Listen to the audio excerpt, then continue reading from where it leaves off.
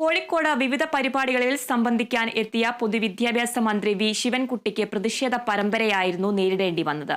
ഭാരതാംബ വിവാദത്തിൽ മന്ത്രിയെ കരിങ്കൊടി കാണിച്ച യുവമോർച്ച പ്രവർത്തകർക്കെതിരെ SFI പ്രവർത്തകർ തെരുവിലിറങ്ങിയപ്പോൾ സംഘർഷം ഉടലെടുത്തു. മലബാറിലെ +1 സീറ്റ് പ്രതിസന്ധിയിൽ KSUവും ഫ്രട്ടേണിറ്റിയും മന്ത്രിയെ കരിങ്കൊടി കാണിച്ചു. മന്ത്രി വി ശിവൻകുട്ടിക്കെതിരെ കോഴിക്കോട് ഗസ്റ്റ് ഹൌസിൽ നിന്നും പുറത്തിറങ്ങുമ്പോൾ തന്നെ ആദ്യം കരിങ്കൊടി കാണിച്ചത് KSU പ്രവർത്തകരായിരുന്നു. മലബാറിലെ +1 സീറ്റ് പ്രതിസന്ധി പരിഹരിക്കാത്തതിൽ പ്രതിഷേധിച്ച് ജില്ലാ പ്രസിഡന്റ് VT സൂരജിന്റെ നേതൃത്വത്തിലായിരുന്നു സമരം.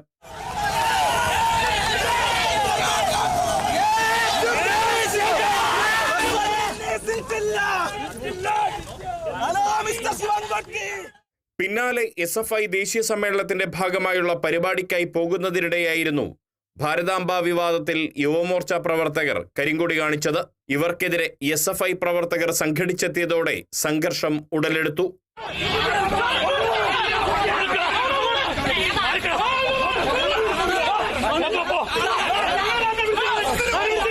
അതിനിടെ തളി സാമൂതിരി ഹയർ സെക്കൻഡറി സ്കൂളിൽ ജില്ലാ പഞ്ചായത്തിന്റെ പരിപാടിക്കെത്തിയ മന്ത്രിക്ക് നേരെ മലബാറിലെ +1 സീറ്റ് പ്രതിസന്ധി വിഷയത്തിൽ ഫ്രറ്റേണിറ്റി പ്രവർത്തകരും കരിങ്കൊടി വീശി. ഇവർ ABVP പ്രവർത്തകരാണെന്ന് തെറ്റിദ്ധരിച്ച് SFI പ്രവർത്തകർ സംഘടിച്ചെത്തിയതോടെ സംഘർഷാവസ്ഥ ഉടലെടുത്തു.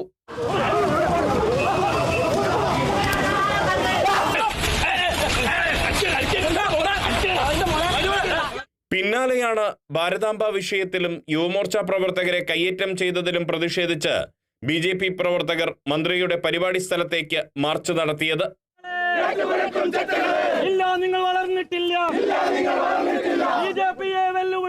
ACPയുടെ തലക്കടിച്ചവൻ ഉൾപ്പെടെ 2 പേര് കസ്റ്റഡിയിലുണ്ടെന്ന് പറഞ്ഞല്ലോ. ജാമ്യമില്ലാ വകുപ്പിൽ അവരെ നിങ്ങൾ റിമാൻഡിലേക്ക് ആക്കിയിട്ടില്ല എങ്കിൽ ഇതിവിടെ ഒന്നും തീരുന്ന പ്രശ്നമല്ല. നിങ്ങളത് ചെയ്തിട്ടില്ല എങ്കിൽ ജനകീയമായിട്ട് നേരിടാൻ, അതിനുള്ള മറുപടി കൊടുക്കാൻ കോഴിക്കോട് BJPക്ക് ഇറങ്ങേണ്ടി വരും. ഭാരതാംബ വിവാദത്തിൽ പ്രതിഷേധമുറപ്പായതിനാൽ മന്ത്രി വി ശിവൻകുട്ടിയുടെ സുരക്ഷ വർദ്ധിപ്പിച്ചിരുന്നു. 500ഓളം പോലീസുകാരെയാണ് കോഴിക്കോട് നഗരത്തിന്റെ വിവിധ ഭാഗങ്ങളിലായി വിന്യസിച്ചിരുന്നത്. Riyas KMR, Kerala vision news, Kozhikode.